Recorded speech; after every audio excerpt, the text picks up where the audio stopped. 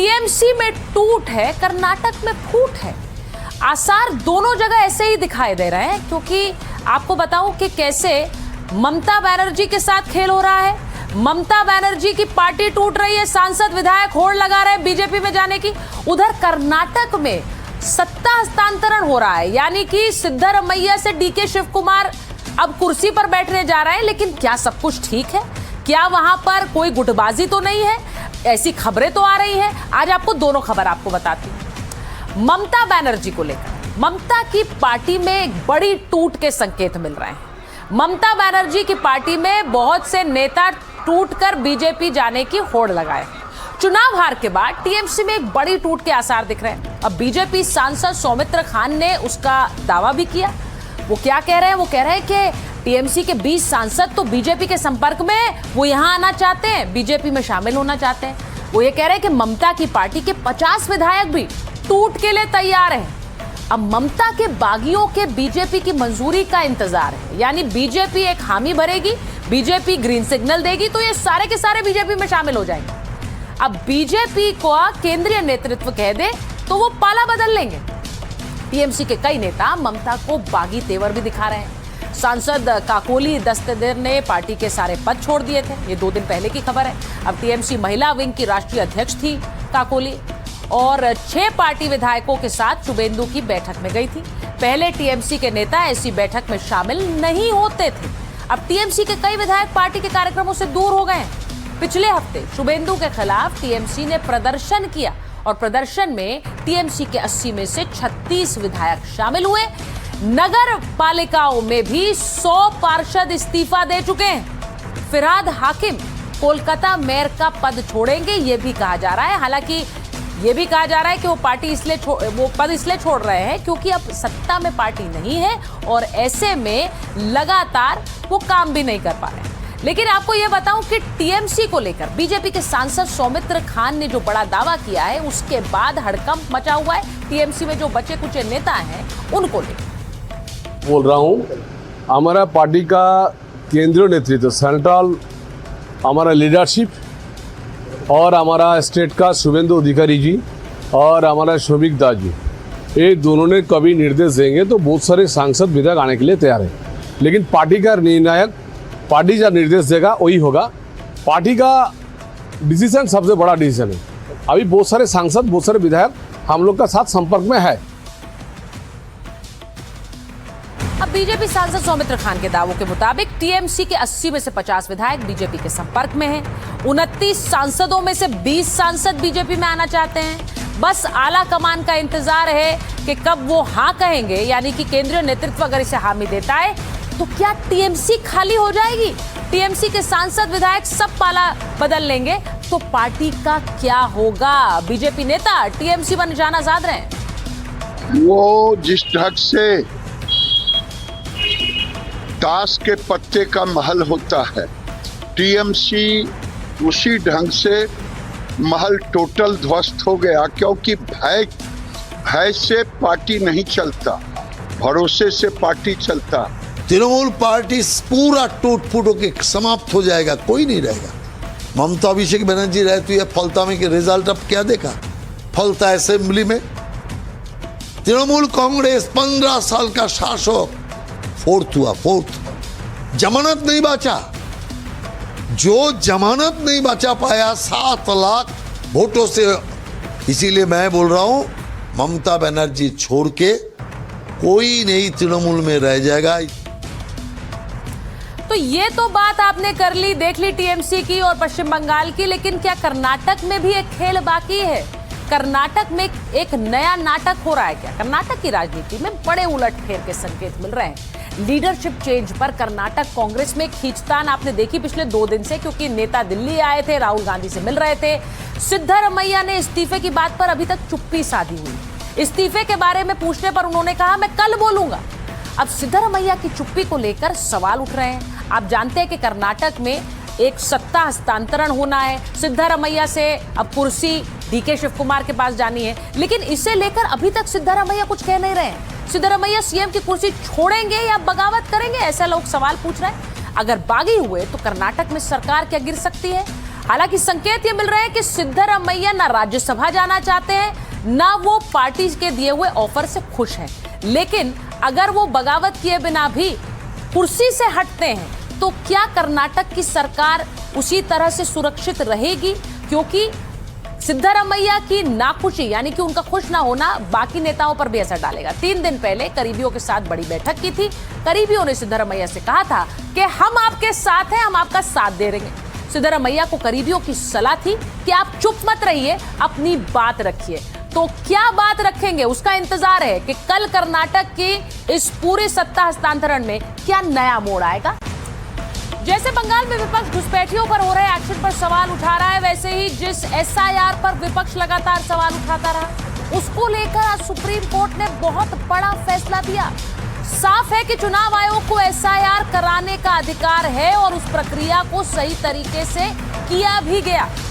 अब आपको बताती हूं कि एसआईआर पर सुप्रीम कोर्ट ने क्या कहा है। सुप्रीम कोर्ट ने एसआईआर की प्रक्रिया को वैध और संवैधानिक बताया है।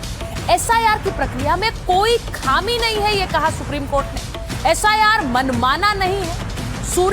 जस्टिस सूर्यकांत की बेंच, आपको बताऊं, उन्होंने कहा चीफ जस्टिस ने कि एसआईआर पर कोई रोक नहीं लगाई जा सकती। इलेक्शन कमीशन ने यह प्रक्रिया संवैधानिक अधिकारों के तहत की है। बहुत बड़ी बात की है, क्योंकि इसी को लेकर बार बार आरोप लगाए गए थे कि असंवैधानिक तरीकों से इस प्रक्रिया का पालन हो रहा है। तो कोर्ट ने क्या कहा कि संवैधानिक अधिकारों के तहत ही किया गया काम। वोटर लिस्ट से नाम हटाने में नियमों का पालन किया गया। लोगों को नोटिस देने और अपनी बात रखने का मौका भी मिला है। किसी कानूनी या संवैधानिक नियम का उल्लंघन नहीं हुआ है, यह कोर्ट ने कहा।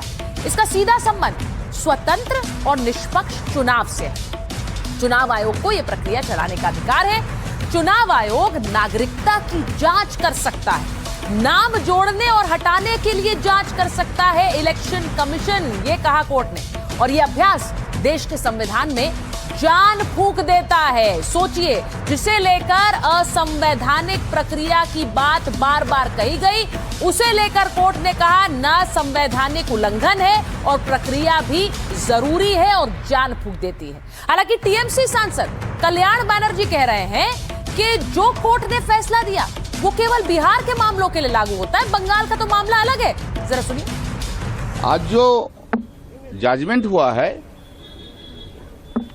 एसआईआर के लिए, ये बिहार का मैटर के लिए, और एक बहुत बड़ा इंपॉर्टेंट बात बोला है, जिस लोग को इलेक्शन कमीशन डिलीट कर देता है नॉन सिटीजन मुताबिक, वो नॉन सिटीजन बोलने का कोई अधिकार इलेक्शन कमीशन का नहीं है।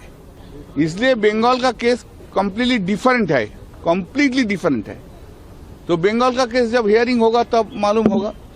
लेकिन constitutional validity of the SIR जो है उसको अपहोल्ड किया है। अब आपने कल्याण बनर्जी का बयान सुन लिया, वो क्या कह रहे हैं? वो कह रहे हैं बिहार पे लागू होता है, बंगाल पे लागू नहीं होता। अब कल्याण बनर्जी का बयान ऐसे समय में आया है जब पश्चिम बंगाल में सत्ता में आई बीजेपी सरकार और मुख्यमंत्री शुभेंदु अधिकारी ने अवैध प्रवासियों और घुसपैठियों के खिलाफ एक एक्शन शुरू कर दिया है, एक सख्त मुहिम शुरू कर दी है। ऐसे माहौल में टीएमसी इस कानूनी बिंदु को एक बड़े हथियार के रूप में इस्तेमाल करने की कोशिश कर रही है, ताकि वो अपने समर्थक वोट बैंक को ये भरोसा दिला सके कि केवल मतदाता सूची से नाम कटने मात्र से किसी की भारतीय नागरिकता खत्म नहीं हो जाती। लेकिन ये तो सच्चाई है, ये तो पहले ही कोर्ट कह चुका है कि इलेक्शन कमीशन एसआईआर के जरिए नागरिकता तय नहीं करता है, और न ही कभी भी इलेक्शन कमीशन ने कहा कि वो नागरिकता तय करने का काम कर रहे हैं। जो भी नाम पेंडिंग है, उन नामों को अभी दूसरे चरण में गृह मंत्रालय के आगे रखा जाएगा। यानी एक और चरण है जिसमें यह अभी सिद्ध किया जा सकता है कि वो एसआईआर की प्रक्रिया के तहत डिलीट होंगे या बने रह सकते हैं। अब आपको दिखाती हूं कि जिसे कोर्ट ने आज संवैधानिक कहा, उस पर कैसे सवाल उठाए गए थे इस एसआईआर की प्रक्रिया पर। ममता बनर्जी, जो कि बंगाल की मुख्यमंत्री थी उस वक्त, वो कह रही थी एसआईआर के जरिए सबका वोट कटेगा, ये एसआईआर नहीं है, एनआरसी लागू करने की कोशिश है। तो ये कहा था ममता बनर्जी ने। राहुल गांधी, कांग्रेस के नेता प्रतिपक्ष, कह रहे थे कि एसआईआर संविधान के खिलाफ है, बड़े पैमाने पर वोट चोरी हुई, ये उन्होंने कहा था। और उन्होंने कहा संविधान के खिलाफ। कोर्ट ने क्या कहा?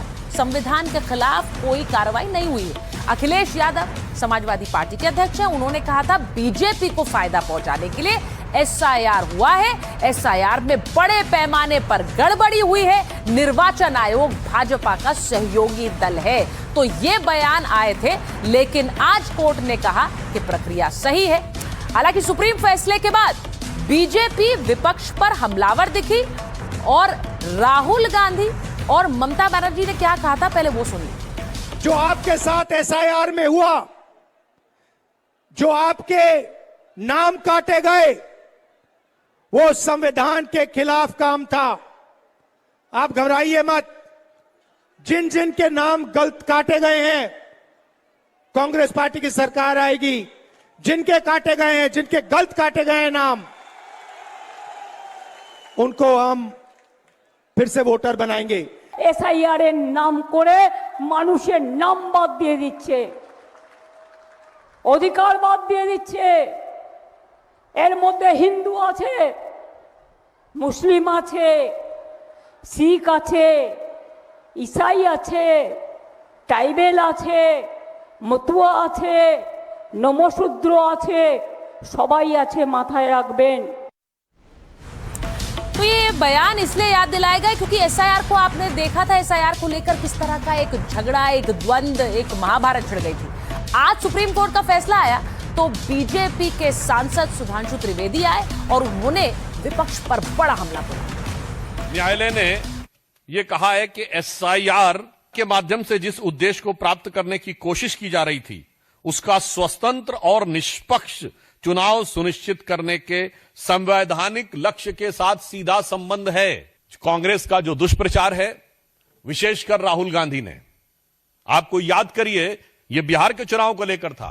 बिहार के चुनाव में कितनी रैलियां की, कितनी बार उन्होंने विपक्षी दलों के लोगों को बुलाया। आपने स्टालिन को बिहार में बुलाया, जिनके लोगों ने बिहार के लोगों के बारे में क्या क्या नहीं बोला था। आपने उन रेवंत रेड्डी को बुलाया, जिन्होंने बिहार के डीएनए के बारे में क्या क्या नहीं बोला था, और उसके बाद हार का ठीकरा फोड़ दिया चुनाव आयोग पे।